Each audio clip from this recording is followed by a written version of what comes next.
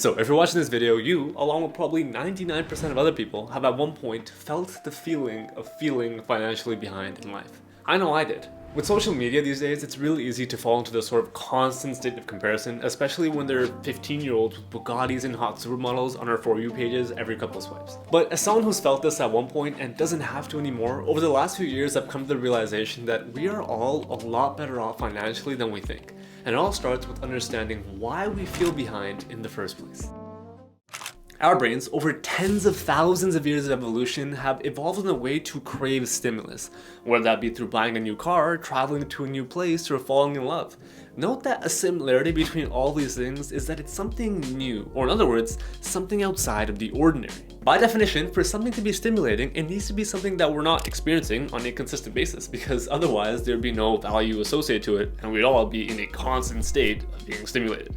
So naturally, throughout the entirety of our lives, we are all in a perpetual state of chasing stimulus. Now, in the 21st century, this has most sort of profoundly materialized itself in the consumption of digital media through social media. And all of these evolutionary animalistic traits are a reflection of what we see on our social medias. There seems to be this narrative out there that major social media companies like Instagram, Twitter, and TikTok brainwash the youth to consuming certain types of media. This is not true, and this is not how social media works. The algorithms are designed to show you content similar to what you've interacted with more, whether that be through a like, a comment, or a share, or whatever, while simultaneously showing you less of the content that you've interacted less with. And naturally, we tend to engage more with content based around people in the 1%. Now, whether that be Mark Cuban or David Lade, the point is that if you're consistently exposed to a tiny substrata of the human population, eventually you will lose sight of what the average Joe looks like. And eventually, instead of comparing yourself to your neighbor Joe, you'll end up comparing yourself to some rich teenage brat in Cabo with a billionaire dad.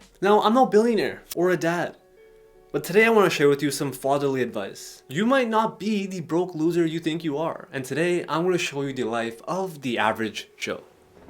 The first sign that you're doing financially better than most people is the fact that you're watching this video to begin with. It shows that you care. Only 57% of Americans are financially literate, so even if you're new to this whole personal finance world, the more we become immersed in this, the more financially literate you'll become in your everyday life. You'll start to notice little things, like how much you're able to save on a monthly basis, slight changes to your credit score, and most importantly, the skyrocketing prices of eggs at your local Costco. If we were to take a more zoomed out approach, what would you guess the average annual salary globally looks like? Lock your answers in the comments down below, but before I tell you what it is, here's what the youth of today had to say. No, what were you saying though? You were saying some good shit though. Okay, so the average salary is what, like $100,000? What? Good guess, but not quite. The average global salary is $9,770, which is terribly low in comparison to a place like the West. Take America, for example. I mean, a 15-year-old working minimum wage at McDonald's can make in the ballpark of $27,000 annually. Now, after hearing this for the first time, it helped me realize that just by virtue of being born in a particular geographic location, I was a lot better off than a lot of people in the world, and that goes for you as well. Okay, so at this point, you're probably thinking, Huzaifa, a livable wage in India is not the same as a livable wage in America. And at the end of the day, you can't really compare the two. Makes complete sense. I get it. Let's zoom in just a little bit.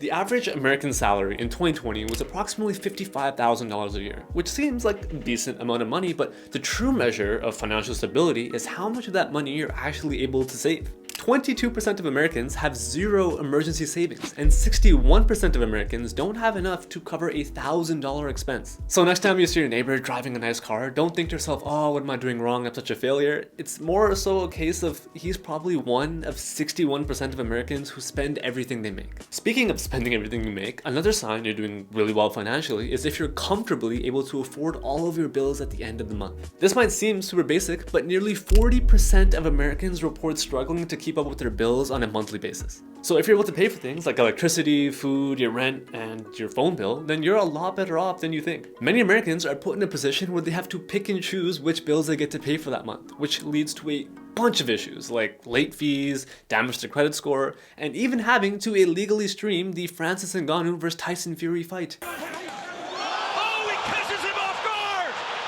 Which was a daylight robbery, by the way. If there's anything in this video that I want all of you watching at home to take away, it's this last and final sign that you're doing better financially than you think, and that is that you view your financial mistakes as learning experiences rather than losses. None of us are perfect, and we all make mistakes, and sometimes we get carried away and lose track of our finances. The most important thing is that we never give up, we consistently learn, and we try our best not to repeat the same mistakes that we made in the past. So in conclusion, in the age of the internet, we have all of the resources we need at our fingertips, and there's no excuse for not being where you want to be in the 21st century. So congratulations on taking your first steps in watching this video. I pray that I see all of you on the Forbes list one day.